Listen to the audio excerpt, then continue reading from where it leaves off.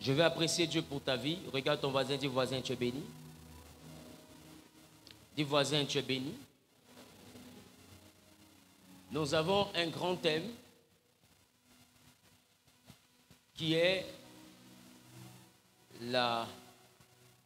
les réalités de la vallée, la distance qui sépare deux montagnes. Et le deuxième grand thème de notre année 2024, c'est la chrétienté, le plus haut grade du mysticisme. Et nous concevons qu'il n'y a pas une adoration, il n'y a pas un culte rendu à aucun autre Dieu qui soit au-dessus, amen, qui soit au-dessus du Dieu que les chrétiens adorent. Amen. Qui est d'accord avec ça? Yes. Dis à ton voisin, voisin, il n'y a aucun autre Dieu. Il n'y a aucun autre Dieu. Il n'y a aucune autre entité. Aucune autre entité. Qui soit supérieure. Qui soit supérieure. À Jésus-Christ. À Jésus-Christ.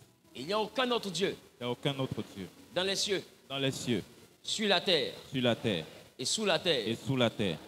Qui soit au-dessus. Qui soit au-dessus. De Jésus-Christ. De Jésus-Christ. Quelqu'un dit la foi pour opérer dans le surnaturel. Je ne l'ai pas entendu. Dis-le d'une manière qui va envoyer ta foi aller à un autre niveau. La Bible a dit quoi? La Bible dit il faut que celui qui s'approche de Dieu, croit que quoi? Croit que quoi? Alléluia. Allons-y rapidement dans le livre d'Hébreux, chapitre 11, le verset 6. Hébreux 11, 6. Sachez que le livre d'Hébreux, chapitre 11, particulièrement, parle de la foi. Mais le verset 6 nous dit une chose qui m'intéresse. Oui. Oui. Or, sans la foi, il est impossible de lui être agréable. Car il faut que celui qui s'approche de Dieu. Il faut donc que celui qui s'approche de Dieu croit que Dieu existe. Qu'il est le rémunérateur. De ceux qui le cherchent. De ceux qui le cherchent. Dieu te bénisse. Mène-toi s'il te plaît. Dis à ton voisin, tu dois croire que Dieu existe. Et c'est lui qui récompense ceux qui le cherchent. Dis à ton voisin, Dieu existe. Pourquoi on dit ici Dieu existe?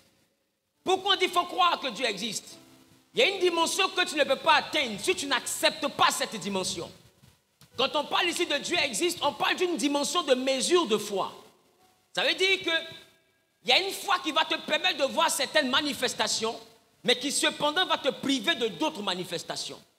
Pour monter en rémunération, il faut t'approcher avec une nouvelle dimension de foi. Je parle à quelqu'un.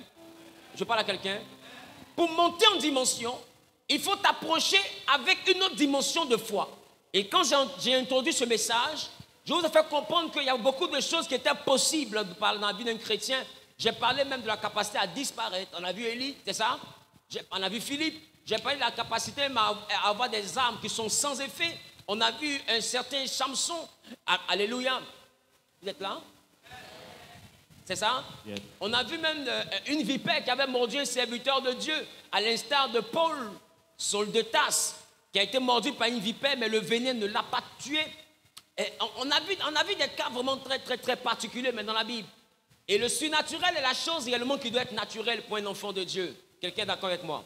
Dis à ton voisin, le surnaturel doit être naturel pour toi. Dis voisin, surnaturel doit être naturel pour toi. Mais aujourd'hui, je veux poursuivre cet enseignement pour parler de la mesure de foi. Allons-y en Romains chapitre 12, le verset 2 à 3. Romains chapitre 12, le verset 2 au verset 3. Romains chapitre 12. Oui. Verset 2. Ne vous conformez pas au siècle présent, mais vous conformez pas au siècle présent. Mais soyez transformés par le renouvellement de l'intelligence, afin que vous discerniez quelle est la volonté de Dieu, ce qui est bon, agréable et parfait. Par la grâce qui m'a été donnée, je dis à chacun de vous de n'avoir pas de lui-même une trop haute opinion, mais de revêtir des sentiments modestes, selon la mesure de foi que Dieu a départie à chacun. Dis avec moi, selon la mesure de foi. Selon la mesure de foi. Voici l'apôtre Paul dans son épître aux Romains qui dit ceci, et cela m'intéresse grandement. Il dit, soyez transformés par le renouvellement de l'intelligence. On parlerait là donc de métanoïa. le mindset, la mentalité. Mais plus tard, il va parler encore de mesure de foi. Mais pourquoi renouvellement d'intelligence chevauche directement avec un autre verset qui débouche sur mesure de foi? Parce que j'ai envie de te dire, tu es transformé quand on parle de renouvellement de l'intelligence, on parle aussi de renouvellement de croyance, renouvellement de perception, renouvellement de la conception. Parce que comme tu peux voir, concevoir, c'est une chose que j'arrive à réaliser. Quand on dit je ne conçois pas ça, ça veut dire que je n'accepte pas que ce soit possible. Mon esprit refuse que ce soit faisable. Donc la conception, c'est une capacité aussi à faire quoi? À accepter qu'une chose est faisable. Et Paul dit, vous serez transformés par le renouvellement de votre système de conception. Ça veut dire que si vous commencez à croire que le surnaturel est naturel, vous serez transformés en des hommes surnaturels. C'est pourquoi Jésus se plaisait à dire qu'il t'en soit fait selon ta foi. Mais pourquoi qu'il t'en soit fait selon ta foi? Parce qu'en réalité, la foi est le stock dans lequel Dieu puise pour accomplir des choses dans la vie d'un enfant de Dieu. Même au-delà d'un enfant de Dieu, dans la vie d'une personne.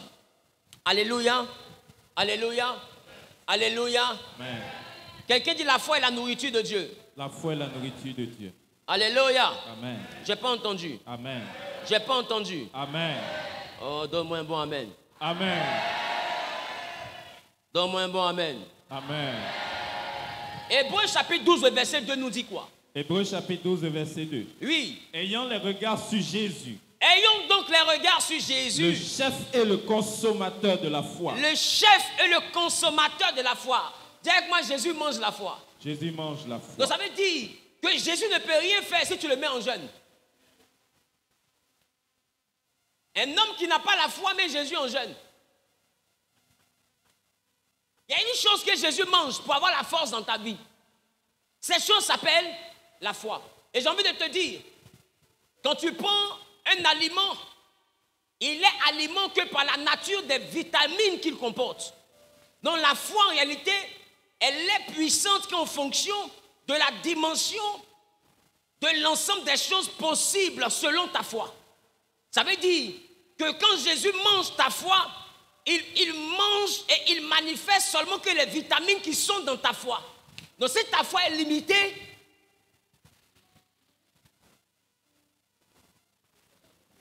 si ta foi est limitée, l'aliment que tu prends pour nourrir Christ en toi est... Écoutez-moi bien, nous sommes tous le peuple de Dieu, mais nous n'avons pas tous le même Christ.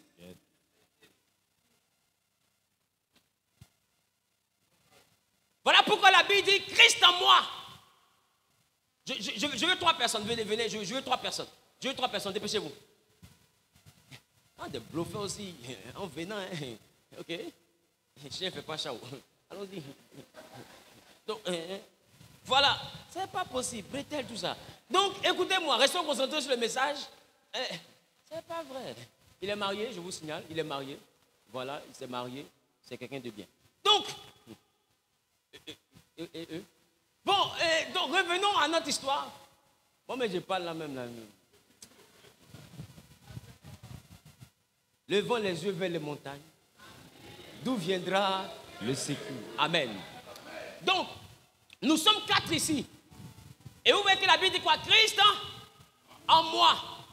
Et qui parle là? Christ en moi, c'est Paul. Paul dit Christ en moi, l'espérance de la gloire. Donc, moi, mon espérance est différente de son espérance. Moi, j'ai Christ en moi, il a aussi Christ en lui, etc. Chacun a Christ en lui. Mais tout le monde n'a pas le même Christ. Le Christ en moi n'a pas la même maturité que le Christ en lui. Le Christ en lui n'a pas la même maturité que le Christ en lui. Tout dépend de comment chacun nourrit son Christ. Et le Christ en moi mange ma foi.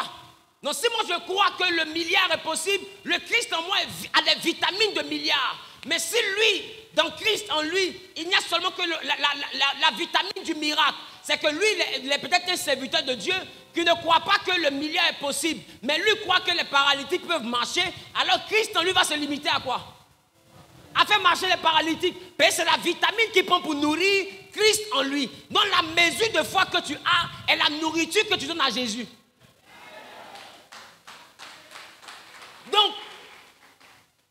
Jésus en toi mange ce que tu lui donnes. Je parle à quelqu'un. Alors Paul dit, tu dois être transformé par le renouvellement de ton intelligence. Et puis il dit que Dieu puisse nous donner une autre mesure de foi. Ça veut dire qu'il y a des choses qui sont possibles si la foi est à ce niveau. Mais j'ai envie de vous dire une chose. Si donc nous sommes tous dans l'église, mais on n'a pas tous le même Christ, alors qu'est-ce que nous devons chercher à faire?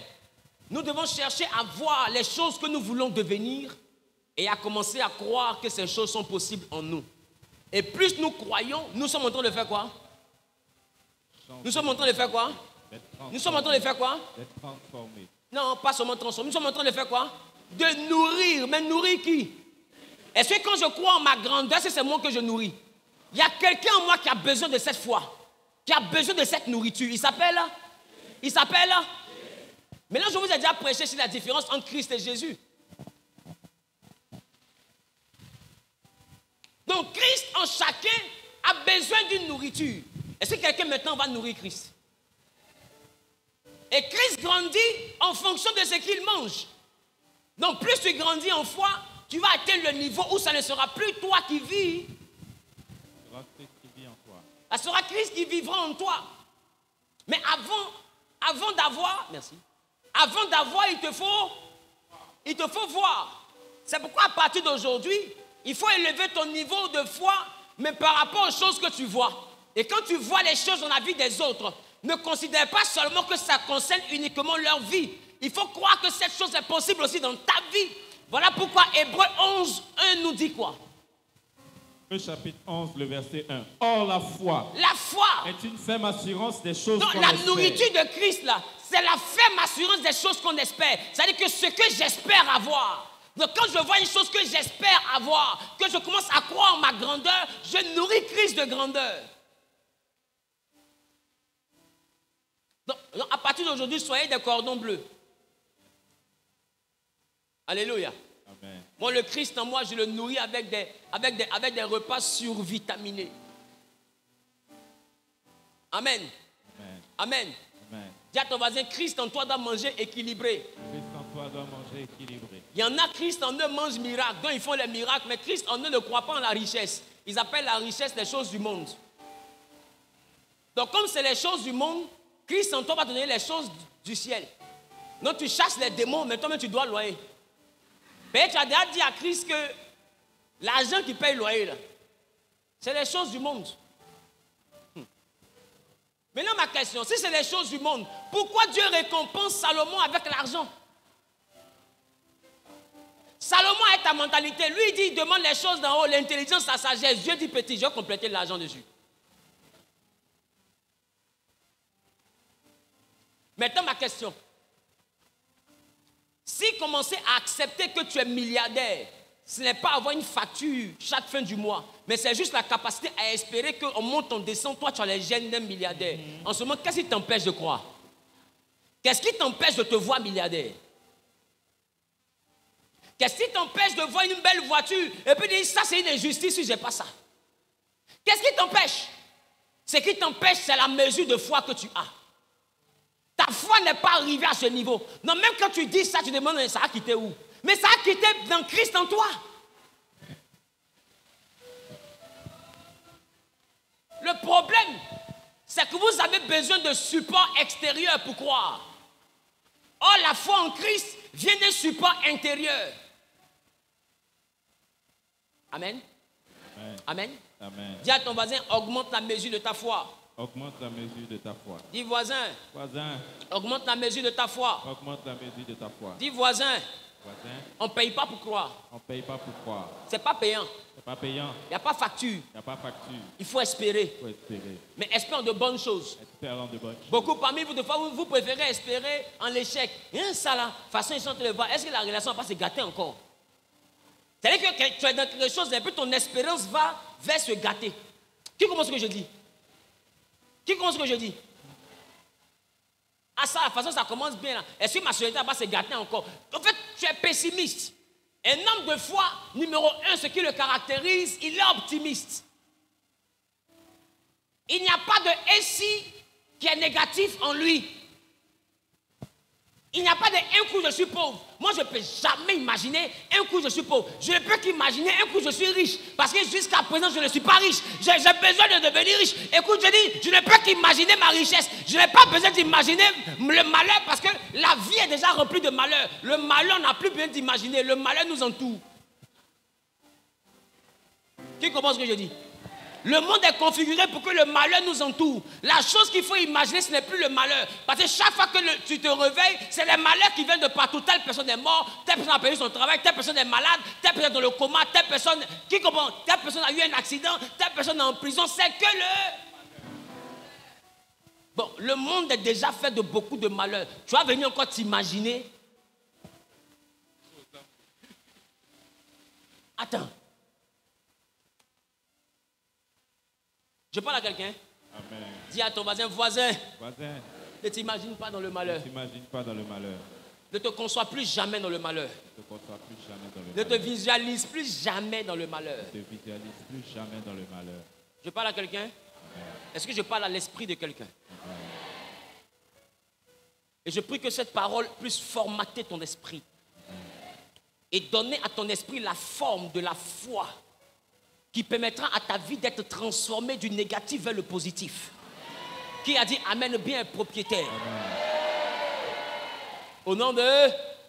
Donc, numéro 2, la mesure de foi. Ça veut dire quoi? Il faut manger. Une mesure de foi, ça veut dire que c'est une quantité. Amen. Amen. Dis à ton voisin, élève ta foi. Élève ta foi. Ça veut dire quoi? Ça veut dire que peut-être pendant un certain moment, tu es à un certain niveau.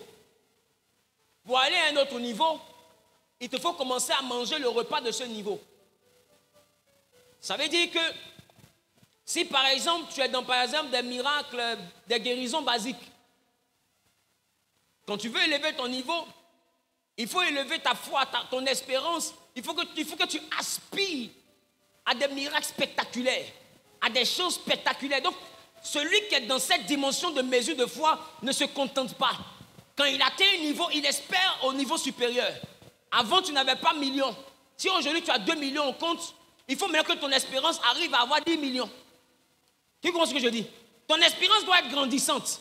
Il ne faut pas te contenter pour dire maintenant je suis arrivé ou bien j'ai atteint. Non. Mais si tu voulais avoir 100 membres, quand tu as 100 membres dans ton église, il faut que ta foi grandisse maintenant à 200 membres. C'est quelqu'un qui est insatiable. Dis-moi, tu dois être insatiable. Tu dois être insatiable. Être insatiable n'est pas synonyme d'être ingrat. Être insatiable, c'est la capacité à en demander encore. Non, je peux être reconnaissant à Dieu tout en lui demandant encore. Être reconnaissant n'empêche pas de demander encore. Je parle à quelqu'un. Amen. Non, l'action de grâce ne t'empêche pas de demander plus grand. Alléluia. Amen. Tu es né pour voir de plus grandes choses. Donc si tu as un certain niveau, même si tu travailles et que tu es bien payé, que rien ne t'enfle d'orgueil. Il faut mettre dans ton esprit, il faut revêtir un sentiment d'humilité. C'est ce que Paul a dit. Il dit revêt un sentiment d'humilité. Selon maintenant quoi? La mesure de foi. Il ne faut pas avoir une trop haute opinion de toi. Si Dieu t'a donné des millions aujourd'hui, ou bien il t'a donné un travail aujourd'hui, n'aie pas une trop haute opinion de cela. Mais espère à ce qu'il te donne la perfection de la dimension dans laquelle tu opères. Quand je parle de perfection de la dimension dans laquelle tu opères, je parle de cette capacité-là à souhaiter aller à un autre niveau. Je suis payé, c'est vrai, je suis payé à 1 million par mois. Mais Seigneur, maintenant, je suis reconnaissant pour les 1 million parce que hier, je n'étais qu'un étudiant. Je n'avais même pas 100 000 dans ma poche, mais maintenant, j'ai 1 million. Que ton nom soit béni. Dis à ton voisin, action de grâce. Action de grâce. Mon âme te loue, t'élève. Dis à ton voisin, action de grâce. Action de grâce. Je fais des offrandes. Dis à ton voisin, action de grâce. Action de Je paye grâce. ma dîme. Dis à ton voisin, action de grâce. Action de Je te rends un culte. Dis à ton voisin, action de grâce. Action de grâce. Mais Seigneur, je ne veux plus rester à 1 million. Je suis reconnaissant pour 1 million. Mais je veux maintenant avoir 5 millions pour être reconnaissant au niveau de 5 millions. Dis à ton voisin, étendre les limites. Dans les limites. Dis à ton voisin, agrandis l'espace de ma tente. Agrandis l'espace de ma tente. Il faut que Dieu étende tes limites. Mais j'ai envie de te dire, Dieu étend tes limites en fonction de là où toi aussi tu regardes. Où regardes-tu? Dans quelle direction regardes-tu? Et quand tu ouvres tes yeux, que tu regardes, que vois-tu? Est-ce que tu vois les autres réussir ou est-ce que tu arrives à te projeter dans cette réussite? Est-ce que tu arrives à te concevoir dans cette réussite? Est-ce que tu arrives à t'imaginer dans cette réussite? C'est ça la foi. La foi, c'est la capacité d'avoir la grandeur et puis t'imaginer dans cette grandeur. C'est un monde d'imagination. Amen. Et tu sais à quel moment tu as la foi? Tu as la foi lorsque tu t'imagines dans une grandeur. Et puis cette imagination que tu as, cette image que tu as dans ton esprit ne te fait pas rire.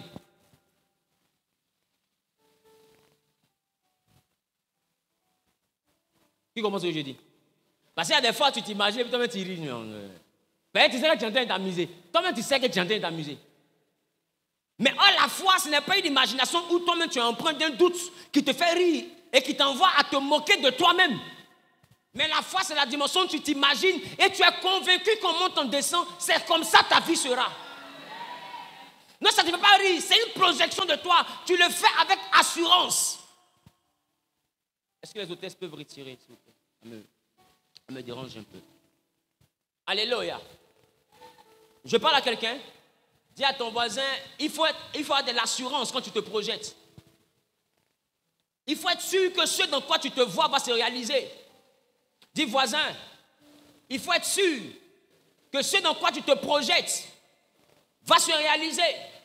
Ça veut dire quoi? L'image que tu as de toi-même, la dimension dans laquelle tu te vois, cette dimension, tu dois être sûr qu'elle se réalisera. Tu ne dois pas te voir dans les petites choses. Il faut te voir dans des grandes choses. Il faut te voir dans de grandes dimensions. Il faut te voir avec des personnalités. Il faut te voir dans des sphères de hauteur. Il faut te voir en train d'être recherché par les nations. Il faut te voir en train d'être poursuivi par des clients. Il faut te voir, ce n'est pas payant. La ferme assurance des choses qu'on espère. Mais une espérance, c'est une projection de soi dans une dimension. Dis avec moi, la mesure de foi doit augmenter. Mesure de foi doit Dis augmenter. voisin, ma mesure de foi doit augmenter. La mesure de foi doit augmenter.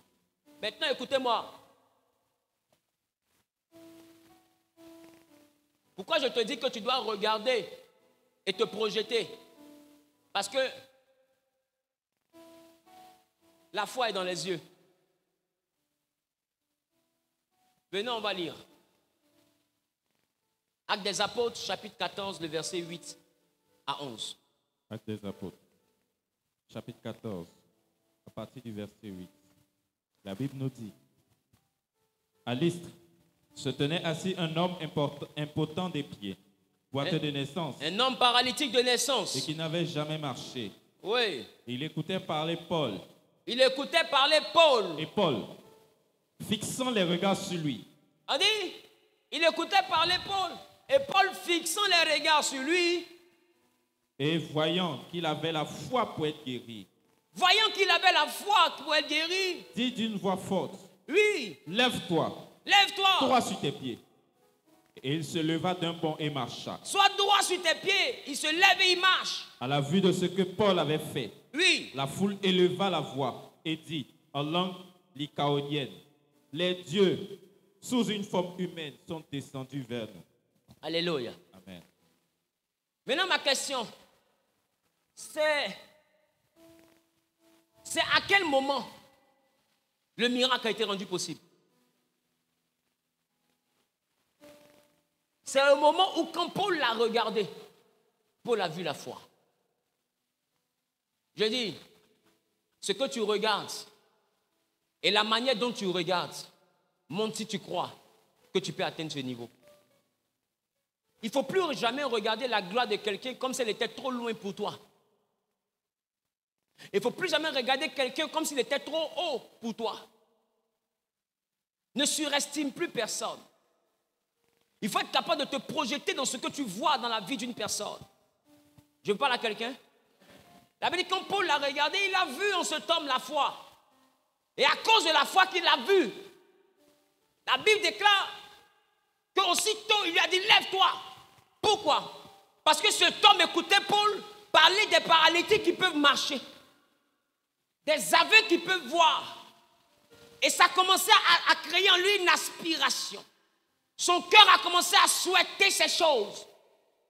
Et son cœur a commencé à accepter ces choses. Accepter jusqu'à se voir dans ces choses.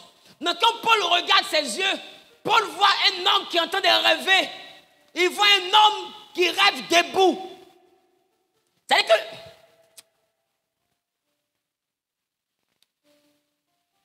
il y a un regard là qui fait que quand Paul le regarde, Paul voit un homme qui se projette dans ce qu'on lui prêche. C'est-à-dire qu'il a commencé à accepter que cette prédication peut être réelle pour lui. Paul a vu que cet homme a tellement écouté le message que son cœur maintenant veut vivre le message. Son cœur veut toucher le message. Et même à l'intérieur de lui, il est déjà dans le message. C'est-à-dire que le message l'envoie à gesticuler. Tu sens qu'il ne tient plus. L'homme là a quelque chose qui montre qu'il est prêt. Quand Paul a regardé et il a vu le mouvement qu'on appelle la foi. Dis quand la foi est un mouvement. Il lui a dit maintenant, lève-toi, tiens-toi droit. Et le monsieur se lève d'un bond et il se tient sur ses pieds. Et les gens disent, les dieux sont descendus. Et remarquez que Paul n'a pas guéri ce malade tant que ce malade n'avait pas en lui une expression de la foi. Il y a des dimensions que Dieu ne va pas te donner tant qu'il ne voit pas en toi une expression de la foi, mais cette foi qui accepte que ce que tu regardes là est possible. Pas possible dans la vie, possible dans ta vie. Je parle à quelqu'un? Il faut être capable de voir des choses et accepter qu'elles sont possibles dans ta vie. Et majoritairement, toi-même, tu fais obstacle à l'ensemble des choses en lesquelles tu peux croire. Quand tu crois que tu auras des affaires puissantes, après tu dis, mais je ne suis pas allé loin à l'école. Toi-même, tu te parles. Toi-même, tu te crées une restriction. Toi-même, tu t'imposes une limite. Disant, mais je ne suis pas allé loin à l'école. Mais je ne connais personne. Non, tu vois que toi-même, tu dis une chose. Et toi-même, dans ta propre pensée encore, tu doutes de ta capacité à accéder à cette chose. Parce que selon toi, d'accord? Parce que selon toi, il est impossible que toi, tu sois tel que tu te vois. Je veux dire à quelqu'un, tous ceux que tu vois dans les grandes dimensions aujourd'hui sont des hommes. Ceux que tu vois en train de faire des grands miracles aujourd'hui sont des hommes. Voilà pourquoi la Bible te rassure pour te dire, même Élie qui faisait tomber le feu du ciel, la Bible dit Élie était un homme de la même nature que nous. On te rassure que déjà, ce sont des hommes. Dis voisin, les multimilliardaires que tu vois, ce sont des hommes. Les Aliko Dangote, ce sont des hommes. Ils ne sont pas nés comme ça. Et j'ai envie de te dire, tous les hommes naissent égaux. Parce que personne ne vient au monde avec porte-monnaie.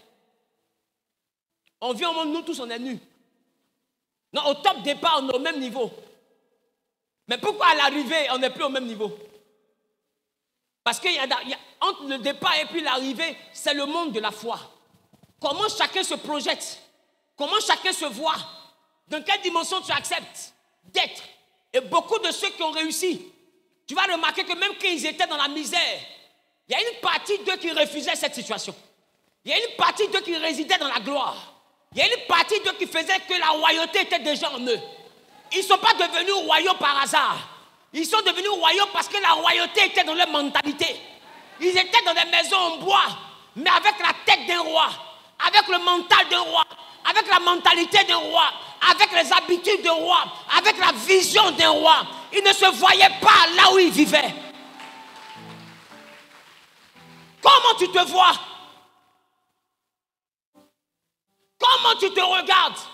Parce que Dieu regarde ton regard. Regarde. Regarde.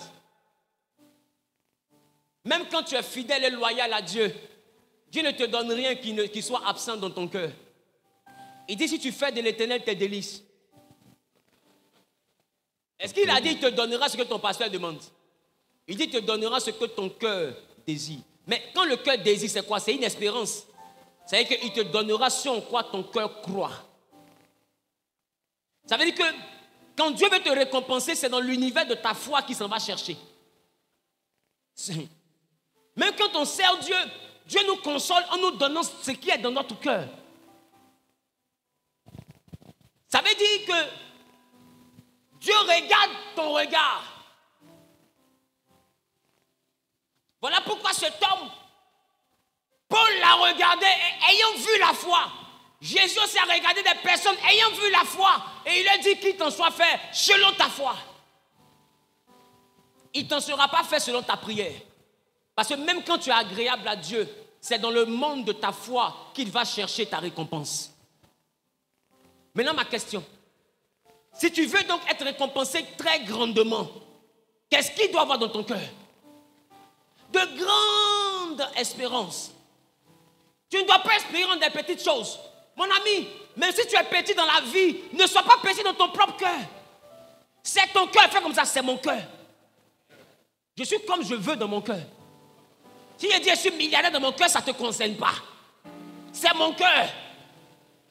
Pourquoi il est important de te voir superstar dans ton cœur? Pourquoi il te faut te voir comme étant un instrumentiste de renommée internationale, comme étant un prédicateur que tout le monde entier va rechercher, comme étant un homme d'affaires que tout le monde entier va rechercher? Pourquoi? Parce que quand tu te mettras à servir Dieu, quand tu feras de l'éternel tes délices, à un moment donné, il voudra te récompenser. Il ne te récompensera pas dans tes prières. Il te récompensera dans ce qui est dans ton cœur. Il te donnera ce que ton cœur désire. Et la foi, ce n'est pas la bouche. Parce que beaucoup parlent de grandes choses, mais ne croient pas en ces grandes choses. La preuve, beaucoup parlent de Jésus. Dieu peut tout faire. Mais quand tu vois des miracles qui dépassent ton entendement, des fois tu te demandes, ça là, c'est Dieu. Ça t'est jamais arrivé? Ça t'est jamais arrivé? D'autres même voient des révélations. C'est tellement précis qu'ils se disent que de toute façon c'est précis là. C'est pas Dieu. Tu vois? Que quand quelque chose commence à dépasser ton entendement, tu as tendance à ne plus l'assimiler à Dieu. Qu'est-ce que ton cœur désire? Pour opérer dans une chose, il faut que ton cœur désire la chose. Réussir dans une activité ne commence pas par ouvrir un magasin, ça commence par l'état de ton cœur. Il faut que ton cœur commence à accepter d'abord que tu vas réussir. C'est pourquoi, peu importe la tendance de ton commerce, n'abat jamais ton cœur. Parce que ton cœur est la seule corde qui te permettra de remonter. Voilà pourquoi Dieu n'aime pas le découragement. Parce que le découragement, c'est le cœur qui s'abat. C'est le cœur qui ne croit plus. Quand le cœur ne croit plus, Dieu ne peut plus. Tu mets Jésus en jeûne quand ton cœur ne croit plus. C'est pourquoi il a dit à Josué, fortifie-toi toi-même, aie bon courage. La force de ton cœur ne viendra pas de Dieu, ça viendra de ta capacité à voir la grandeur et à croire que cette grandeur est aussi ta portion. Et cet exercice-là, Dieu ne le fera pas pour toi. Il ne le fera pas pour toi. Est-ce que je parle à quelqu'un? Dis à ton voisin, considère ce que tu vois. Dis à ton voisin, Dieu regarde ton regard. Est-ce que ton regard est abattu?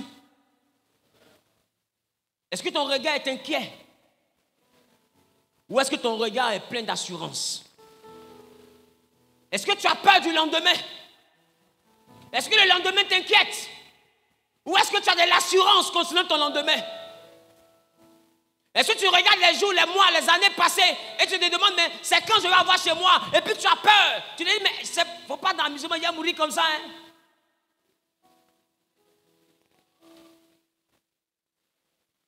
Il y a une dame qui a écrit sur les numéros de téléphone, WhatsApp. Elle a dit, papa, j'ai peur. J'ai peur de mourir célibataire. Je veux me marier. J'ai peur. Parce que je prends de l'âge. J'ai 42 ans. Et j'ai peur. Écoute-moi. Dieu ne te donne pas ce qui te fait peur. Il te donne ce que tu désires. Les émotions et les sentiments sont utiles pour attirer le divin. C'est des vibrations que Dieu a mis en l'homme pour permettre à l'homme de faire venir à lui des énergies pour le transformer. Donc, il faut faire attention aux émotions négatives. Parce que les émotions négatives te transforment négativement. Il faut faire attention aux sentiments négatifs. Les sentiments négatifs te transforment négativement. Je veux dire à quelqu'un qui est en train de m'écouter, fais attention. Il faut avoir des sentiments positifs. Il faut avoir des sentiments positifs. C'est des sentiments de grandeur. Ne te vois pas petit. Augmente ta mesure de foi parce que Dieu regarde ton cœur. Dieu te regarde, Dieu te regarde. Cet homme était impotent, paralytique. Mais Paul n'a pas prié pour lui. Paul l'a regardé. La première des choses que Dieu fait, ce n'est pas te transformer, c'est te regarder. Et quand il te regarde, il y a une chose qu'il cherche, c'est sa nourriture. On l'appelle la foi. Les gars, il y a des quartiers où tu dois aller. Écoutez, quand tu es un homme de foi, des fois tu ne voyages pas seulement pour faire des affaires. Tu voyages pour voir une autre dimension. Et quand tu n'as pas le visa pour voyager, tu as au moins le transport pour aller dans les quartiers les plus huppés de la ville. Au moins ça, tu as le transport. C'est aussi un voyage. Pour augmenter la foi d'Abraham, Dieu lui a dit, sors, lève les yeux, regarde le ciel. Vois-tu les étoiles? Pour augmenter ta foi, Dieu veut te faire voir quelque chose. La foi est dans tes yeux. Tu as besoin de voir des choses pour élever ta foi. Il a dit, lève les yeux, regarde le pays. Tout ce pays, je le donnerai à toi. Il dit, je le donnerai à toi. Avant de te donner, Dieu veut que tu vois la chose qu'il doit te donner. Qu'il croit que Dieu va lui donner des milliards. Une puissante entreprise. Qui croit à ça? Mais commence à aller voir. Commence à aller voir. Les visites guidées, c'est par rapport à quoi? Toi, tu veux un grand ministère et puis tu ne vas pas voir les grands ministères. Je suis allé au Congo et je suis allé à l'église d'un de mes pères, Papa Yves Castano. Et ce jour-là, j'étais avec papa et puis nous sommes allés à l'église. Et il m'a dit, c'est comme ça qu'il m'appelle, révérend super bishop des nations. Il me taquine au fait. Et un homme rempli d'humilité. On peut apprécier Dieu pour sa vie. Regardez. Et il m'a dit, on va visiter l'église. Il dit, mais toi tu as la chance. C'est moi qui te fais visiter l'église. Il dit, miséricorde papa. Ah, que Dieu me frappe si je te vois comme un serviteur. Et puis il a éclaté de rire. Il dit, ah tu as pris miséricorde. Il dit, tout Abidjan a pris miséricorde. Il faut laisser ça le vieux. Il y a longtemps on a copié-collé. Écoute, c'est l'échec qu'on ne copie pas. La réussite se copie. Et j'ai envie de te dire, la réussite s'imprime. Mais elle s'imprime dans ta mentalité. Pour que tu sois capable de croire, tu dois voir. Et je suis allé dans l'église. Et je regarde l'église. Il dit, voici le parking. Parking souterrain. Il dit, hé Seigneur, ça là, ça existe. Je suis là. Et puis, il me dit, bon, on va monter maintenant. On monte, voici le hall. Le hall même est comme Genèse. Il dit, hé Dieu, hé Dieu. Ça c'est le hall ici, on ne s'assoit pas ici, Seigneur. Ça c'est mon église qui est là, au Seigneur. Amen, amen. Je parle à quelqu'un. Et puis après ça, on est rentré dans la salle. Waouh, une salle belle. Vous voyez ce gris là, ça vient de sa salle. Son église est comme ça. Vous voyez comment je copie aussi, non? Son église est comme ça. Donc, et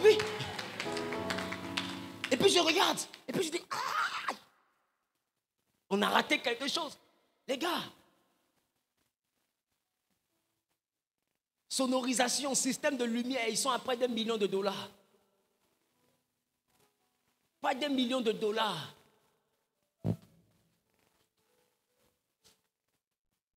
De 700 millions de francs CFA en sonorisation, lumière. Ah Dieu Seigneur, je t'ai fait quoi? Tu es avec moi la gloire. Je suis arrivé en haut. Pendant qu'il m'explique, je me suis assis un peu sur le fauteuil pour voir. Et j'ai assis. Il me lève un peu. Il me regarde, il rit, mais il ne sait pas. Je suis prophète. Je suis en train de concevoir ma dimension. Je suis en train de manger. En réalité, je suis en train de nourrir Christ en moi. Quand tu veux être un grand homme d'affaires, va dans les grandes entreprises, va visiter. Et puis, nourris ta foi. Regarde comment le standard est, comment le hall est, comment l'assistante est. Regarde comment le parking est. Regarde, parce que j'ai envie de te dire, Dieu, quand il te fait voir des choses, il te dit, tout ce que tu vois, je le donnerai à toi et à ta postérité. Il faut voir. Il faut voir. Pour être impacté, il faut aller aussi voir des gens qui ont réussi dans ton domaine. Et j'ai vu, c'était la folie. Je dis, hey, voilà des gens qui disent qu'ils ne sont pas arrivés. Quand je suis sorti de là, j'ai compris que je ne m'étais même pas encore levé. Mais si lui n'est pas arrivé, c'est que moi, il n'est jamais marché. Qui comprend ce que je dis? Laisse-moi te dire, tu arrêtes de travailler quand tu arrêtes de croire. Des gens se demandent, mais il s'arrête. Pourquoi il est toujours en train de faire des choses? Écoute, parce que je crois. Mon espérance est tellement grande que quand je m'assois, j'ai l'impression que je perds le temps. Au fait, quand ton espérance est grande, toi-même tu trouves le temps de ne plus avoir le temps. Parce que tu travailles, pas parce que ce que tu vas faire là, c'est ce qui va te faire réussir. Mais il dit, tout ce que tu trouves à faire, fais-le. Parce que tu crois tellement que Dieu dit, je vais toucher ici. Il dit, tu ne sais pas laquelle de tes œuvres réussira. Quand tu as une grande espérance, tu as une capacité de toucher, tu touches. Ça ne marche pas, tu laisses. Tu touches, ça ne marche pas. Et puis Dieu te regarde. Et puis dans le ciel, on ne dit pas, il ne sait pas ce qu'il fait. On dit, il cherche. C'est ça qu'on appelle chercher. Et vous trouverez. Parce qu'il touche, ça n'a pas marché. Il revient, il retouche, ça n'a pas marché. Il retouche. Dans le ciel, on appelle ça chercher. Et quand Dieu te va chercher dans le ciel, il te fait trouver.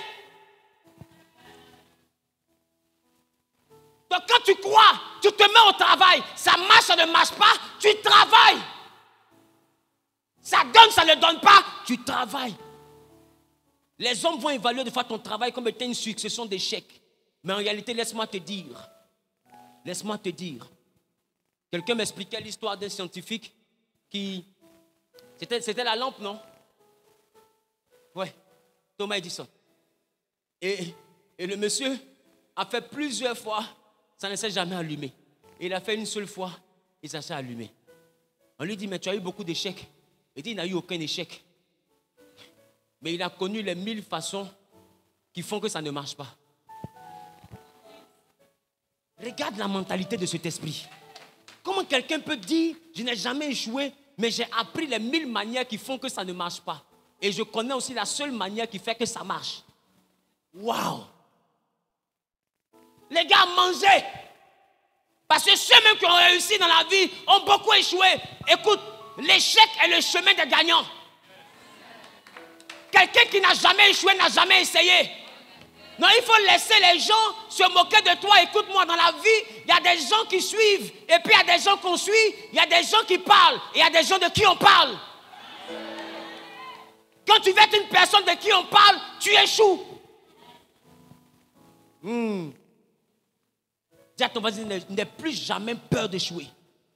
L'échec est le chemin des grands. Seuls les grands rencontrent l'échec.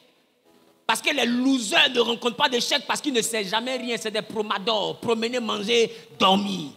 C'est ceux qui sont appelés à régner, qui vont au-delà de la promenade, de la nourriture et du sommeil. C'est eux qui ont des défis. Pas parce qu'ils veulent avoir des défis, parce qu'eux-mêmes ils s'imposent des défis. Parce qu'il y a un niveau qu'ils veulent atteindre. Non, eux-mêmes ils se fixent un standard. Donc quand ils échouent, tu te moques, mais ils réussissent.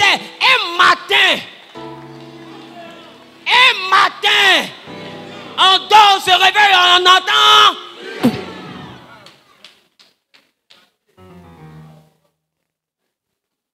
N'aie pas peur d'échouer. Dis à ton voisin, l'échec, c'est le chemin des grands. L'échec, c'est le chemin des grands. Il ne faut jamais plus avoir peur de l'échec. Jamais. Dis à ton voisin, il ne faut plus avoir peur de l'échec. Écoutez, ça va vous choquer. Dieu même a échoué.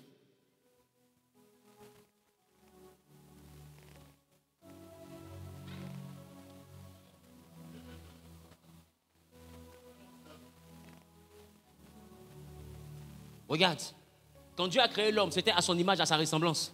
Et pour que l'homme domine. Qui a béni l'homme? Qui a béni l'homme? Qui a fabriqué l'homme? Qui a équipé l'homme?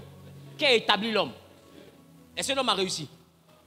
Donc, laisse-moi te dire, quand une voiture que j'ai fabriquée échoue sur la route, c'est la voiture qui a échoué ou bien c'est le constructeur qui a échoué? Une voiture est un équipement. L'équipement n'échoue pas. C'est l'équipementier qui échoue.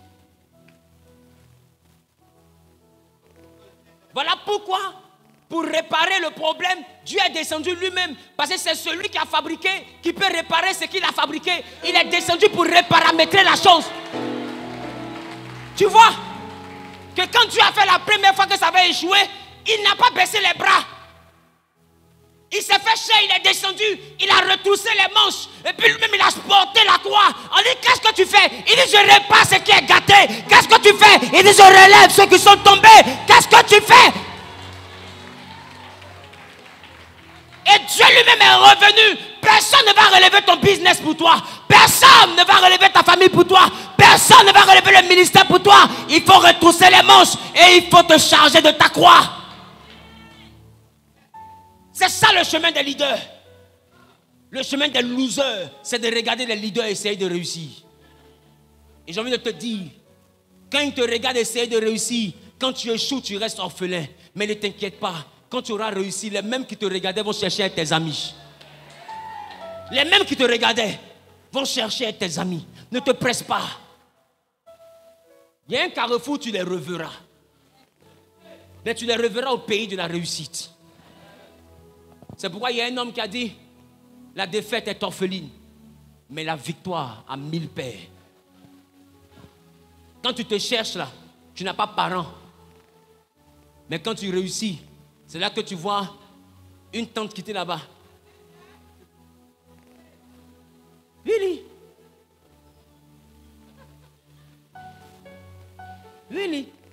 Ah, c'est vrai, il était petit. C'est vrai, c'est vrai. Tu ne peux pas te souvenir. Si j'étais encore un enfant. Mais si j'étais un enfant, pourquoi de mon enfance jusqu'à aujourd'hui, là, pourquoi tu avais disparu? Tu étais de ceux-là qui me regardaient me débrouiller. Il y a beaucoup qui disparaissent parce qu'ils te regardent pour voir jusqu'où tu vas. Mais quand tu arrives où tu vas, ils réapparaissent. Et puis, eux-mêmes n'ont pas honte, ils te disent, au moment où je te voyais là, tu étais encore un enfant. Mais pourquoi entre l'enfance et puis aujourd'hui, je ne t'ai plus vu? Voilà la question à 100 000 euros. Et d'autres même te disent, quand tu étais petit, il y a quelqu'un qui faisait, ah, gna, boulou, boulou, boulou, boulou. Tu vois comme ça? C'était moi. Aïe, on peut reconnaître quelqu'un par grimace. Ah, gna, boulou, boulou, boulou. C'est quelle description ça? Tu sais, tellement ils n'ont plus d'arguments. Je parle à quelqu'un? Tellement ils n'ont plus d'arguments, ils cherchent des vieux souvenirs. Au fait, ils ont envie de s'immiscer dans ta vie pour profiter de ta gloire. Mais ils cherchent des souvenirs. Et le dernier souvenir qu'ils ont, c'est quand ils faisaient 4 pattes. Tu trouves pas, ça fait pitié. Que quelqu'un soit ton neveu. Et puis le dernier souvenir que toi tu as de lui, c'est qu'il faisait 4 pattes. Tu étais où dans sa puberté? Tu étais où dans son adolescence? Quand il était préado, tu étais où? Quand il est devenu adulte, tu étais où? Quand il a frôlé la prison, tu étais où? Mais c'est aujourd'hui quand il est internationalement reconnu, tu viens lui parler de quand il faisait 4 pattes. Comprenez qu'ils auront des arguments, mais de folie. Augmente ta mesure de foi. Ben, je te dis, ceux qui te huent aujourd'hui n'ont pas honte. Et puis ils n'auront pas honte quand ils vont devoir t'acclamer demain. Ils n'auront pas honte. Et les mêmes vont venir te dire, toi la même. C'est bizarre avec un raison, m'a toujours dit que cet enfant-là allait réussir.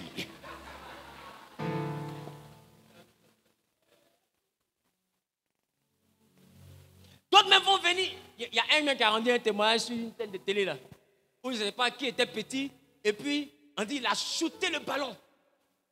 Il était à 4 pattes. Vous avez vu sur TikTok, sur Facebook, il y a un menteur d'une dimension du surnaturel. C'était Drogba, non? Il dit le gars, quand il était petit, il faisait 4 pattes. Et puis son papa envoie le ballon. Et l'enfant a shooté le ballon avec la force. Et la force avec laquelle il a shooté le ballon, quand il a vu, il dit ça, ce serait un footballeur. Mon ami, à 2 ans, il a dit quand tu réussis là, chacun va chercher son histoire pour glisser dans ton histoire. N'aie pas peur d'échouer. Toi qui fais ça se casse, ne t'inquiète pas, refais. La Bible dit nous allons rebâtir sur des ruines. Ça veut dire quoi? ça veut dire qu'on va échouer. On va faire des choses, ça sera détruit.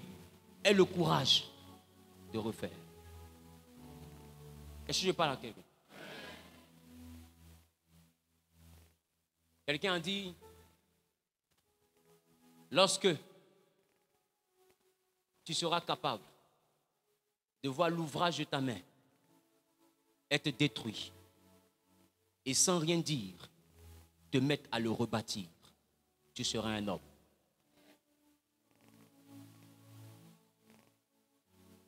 Dis à ton voisin, c'est là que tu seras un homme. Ce qui fait la force d'un leader et ce qui fait la sagesse d'un homme, ce n'est pas sa réussite, c'est sa défaite. Parce que j'ai envie de te dire, c'est au funérailles que tout le monde devient intelligent.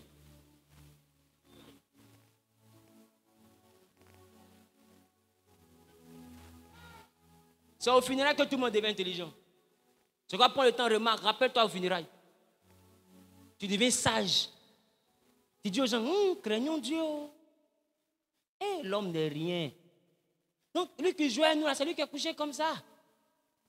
Au funérailles, tout le monde devient intelligent. Des fois, même c'est là même d'autres disent, j'ai commencé à arranger ma vie. Quand le funérailles est fini, il dérange sa vie. Parce que la chose qui rend l'homme sage, c'est l'ensemble des expériences malheureuses. Parce que quand je fais une chose, que le malheur sort, j'apprends une leçon. Et demain, je ne reprends plus la même chose. N'ayez pas peur d'espérer. L'espérance est un rêve. Alors même quand tu échoues, ne te réveille pas. Continue à rêver. Parce que le monde appartient à ceux qui rêvent à leur vie et qui finissent par vivre leur rêve.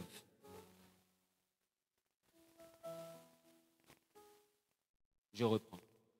Le monde appartient à ceux qui rêvent à leur vie et qui finissent par vivre leur rêve. Quand tu rêves à ta vie, ce rêve-là est dans ton cœur. Et comment est-ce que tu vas faire pour vivre ton rêve? En faisant de l'Éternel tes délices. Et quand il te verra faire de lui tes délices, il ira dans ton cœur et il te donnera ce que ton cœur désire. Et un jour, tu auras rêvé à ta vie et Dieu va prendre le rêve de ta vie pour en faire ta vie. Et tu te mettras à vivre tes rêves. Je parle à quelqu'un? Je parle à quelqu'un? Je parle à quelqu'un? La réussite se construit. Alors je prie que Dieu te donne la capacité d'avoir une foi qui te fait opérer dans le surnaturel. Tiens-toi debout, on va prier. La grâce m'a touché tel que je suis. Sans valeur, mais pour toi, perle de prix. Ta grâce m'a trouvé tel que je suis, sans valeur.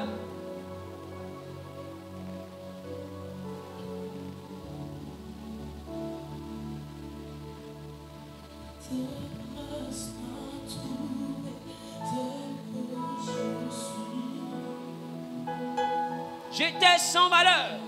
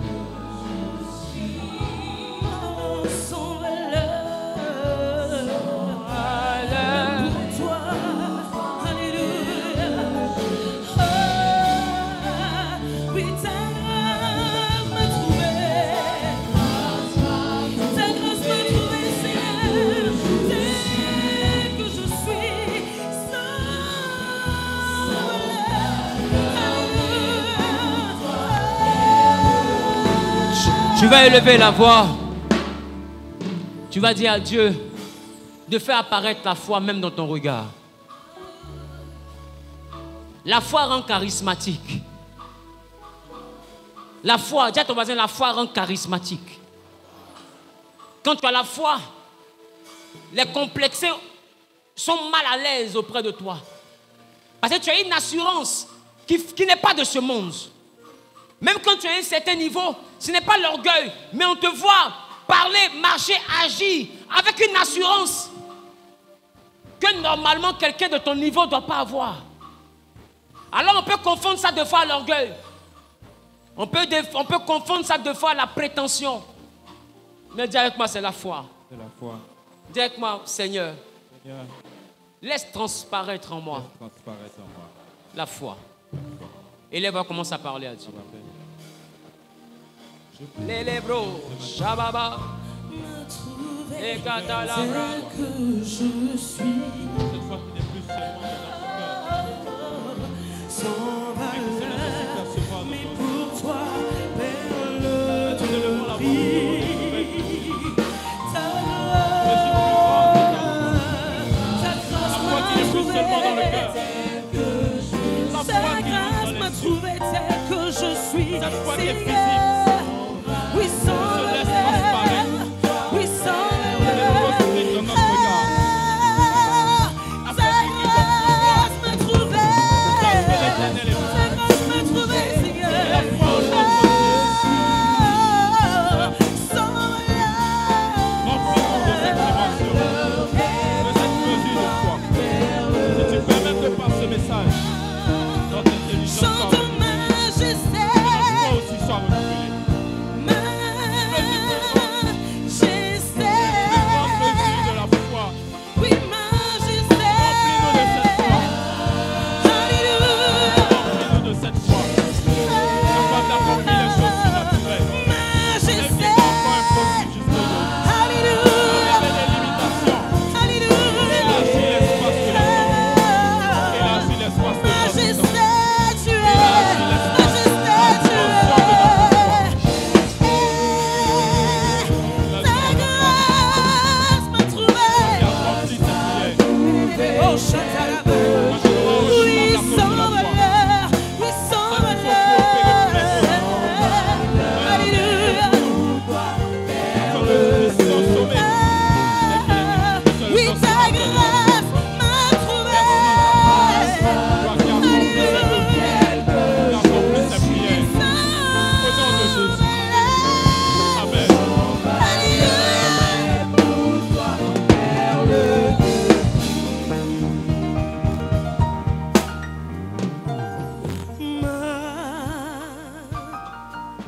Majesté. Ekerebo shandaraba. Yaramamama ekerebo shandaraba ekerebo. Likotarababa koma yerebo shandaraba. Yes. Subahanderebo shandaraba ekerebo shandaraba. Erebo shandaraba ekerebo.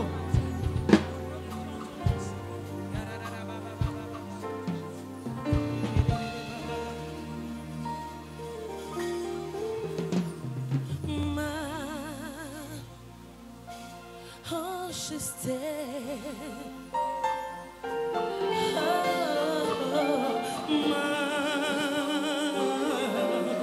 Majesté.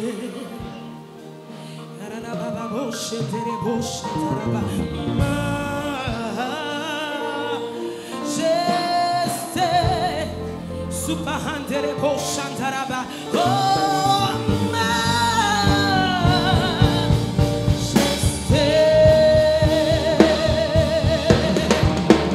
Ta grâce m'a trouvé tel que je suis. Sans valeur, mais pour toi, perle de prix.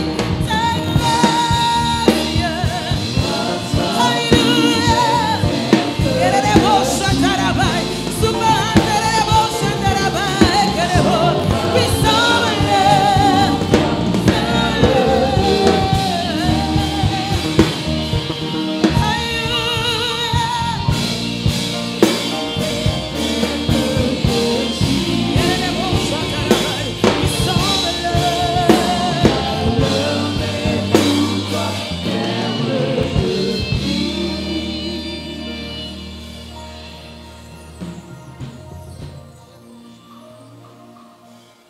Je prie que Dieu te donne une autre dimension de foi au nom de Jésus.